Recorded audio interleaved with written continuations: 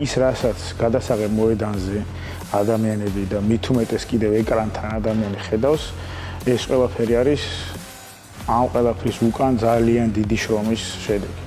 აი აქ ხდება ძალიან დიდი რაოდენობის ოფლის და ზოგჯერ სისხლის დაღვრაც იმისთვის, რომ მეერე გადასაღებ მოედანზე ყველაფერი იყოს ზუსტად გათვლილი, ყველა დეტალი გათვალისწინებული და საბოლოო ჯამში მივიღოთ შედეგი, რომელიც იქნება უსაფრთხოდ გაკეთებული და ძალიან ეფექტური და სანახაობრივი.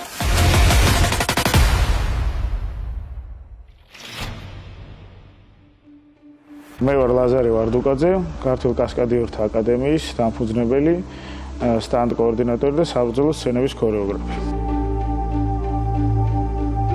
12 წლიდან ვარჯიშობდი ქართულ საბრძოლო ხელოვნებაზე, ეს ხრიდოლის სახელით რო ვიცნობთ ჩვენ ხალხში და ხდებოდა ხოლმე ეს წლების განმავლობაში ჩვენ ყოველთვის გვიწევდა და ჩვენით დაინტერესებულები იყვნენ ადამიანები, რომლებიცაც ჭირდებოდათ ხოლმე რაღაცა საბრძოლო სცენების გადაღება და ასე შემდეგ.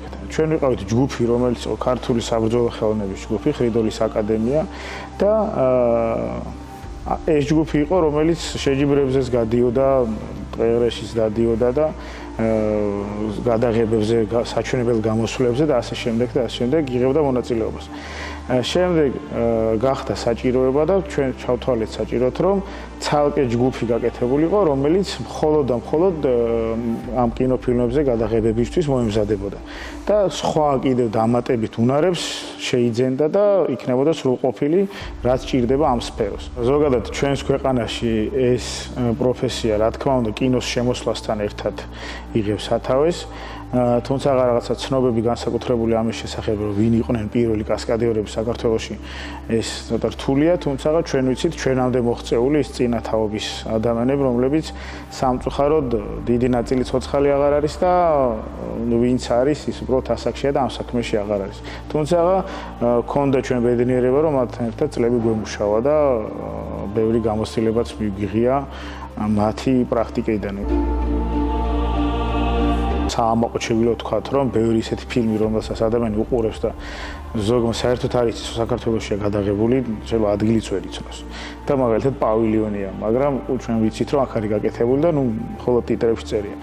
ეს ნაწილი არ არის პოპულარული იმ კუთხით, რომ ხალხმა ბევრმა არც იცის, რომ ბევრი ფილმი, რომელიც უბრალოდ ინტერნეტში უნახავს და მოწონებია, ჩვენი გაკეთებულია და აქ არის გადაღებული.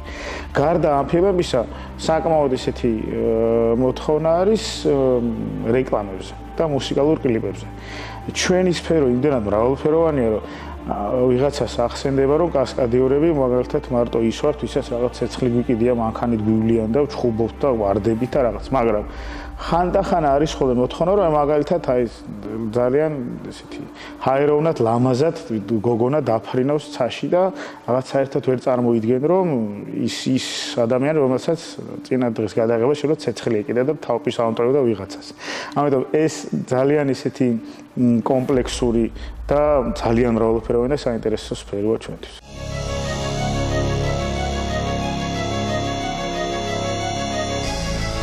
ჯორჯიან სტანდ აკადემია, ასე ვთქვათ, მოიცავს 25 კასკადიორს, რომელიც არის ჯგუფის ძირითადი ნაწილის წევრი. თუმცა ჩვენ გვაქვს კიდევ მეორე ჯგუფი, გარე ბაზა, რომელიც არის იმ ხალხით დაკომპლექტებული, რომელთანაც გვიმუშავია, ან ჩვენთან იყო და ყოველდღიურად ვარჯიშობდა, მაგრამ ეხლა აღარ აქვს ეს პირობა და ასეთი ადამიანები ყავს იმისთვის, რომ დავიმატოთ ხოლმე იმ შემთხვევაში, თუ რაღაცა 25 კაცზე მეტს საჭიროებს კონკრეტული გადაღება. როცა არ არის პროექტი და რამე კონკრეტულ დავალებაზე არ მუშაობ, ჯგუფი დარბაზში ვარჯიშობს კვირაში 3 დღე, 2 საათით და პლუს კიდევ გარე გასვლები და ვარჯიშები. მაგრამ როდესაც იწყება პროექტი და კონკრეტულ ამოცანაზე მუშაობ, აქ არის უკვე ყოველდღიური მუშაობა. რაც შეეხება უკვე გადასაღებ პროცესს, იქ უკვე ვეღარ იგებ შენ, იმიტომ რომ დღე-ღამე როდესაც საქმე მოითხოვს, ისე მუშაობ და ეს ძალიან ხშირად არის ბევრ გათენებულ ღამესთან დაკავშირებული და ბევრ უძილო ღამესთან და სრულ საგეჟეთთან, თუმცა დიდ სიამოვნებას ვიღებთ მაინც. ძალიან საინტერესო პროცესია ეგ, როცა უკვე ყველაფერი დასრულებულზე და ზოგჯერ აღარც გახსოვს, იმიტომ რომ იმ პროექტის დამთავრების მერე სხვა პროექტზე მხარ გადართული და იმაზე მუშაობ. მე როცა გამზადებულ პროდუქტს უყურებ და ხედავ იქ ყველაფერი რა ლამაზად და კარგად დაწყნარებულად შიდა ჩანს, მე გახსენდება ის თუ რამდენი წვალება დაგჭირდა, რომ აქამდე მიღწეულიყო შედეგი.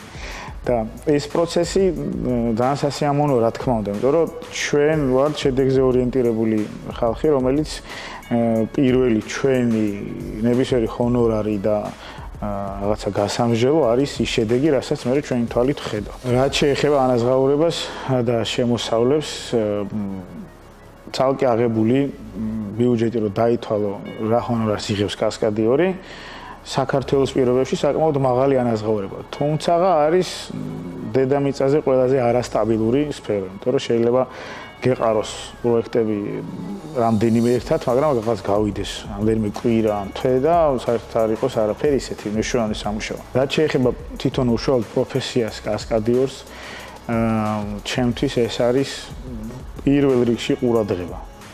და ყურადღება დეტალებზე.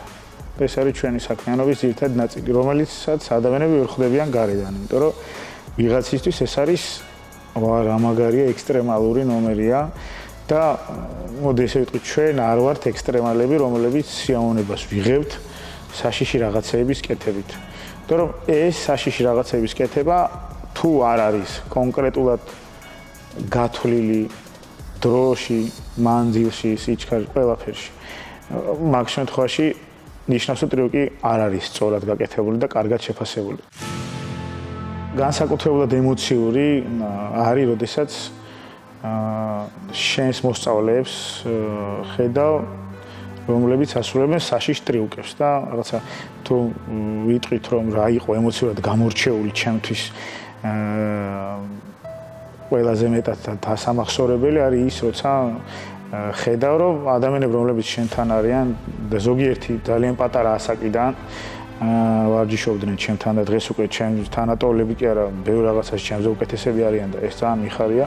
ესეც უნდა იყოს, თუ გინდა ჩვენ რაღაცის განვითარება. ემოციურად იყო და ყოველთვის არის ხოლმე ამის ყურება, როგორ აკეთებს შენი მოსწავლე რაღაცა ესეთ ტრიუკს და ყოველთვის იმაზე ნერვიულობ ყველაზე მეტად, რა თქმა უნდა, როცა უყურებ, როგორ აკეთებს ჩემი მოსწავლე, ვიდრე მე თვითონ. წარმოუდგენელია ჩემი ცხოვრება უკვე ამ საქმიანობის გარეშე. ძალიან დიდი ხანია უკვე.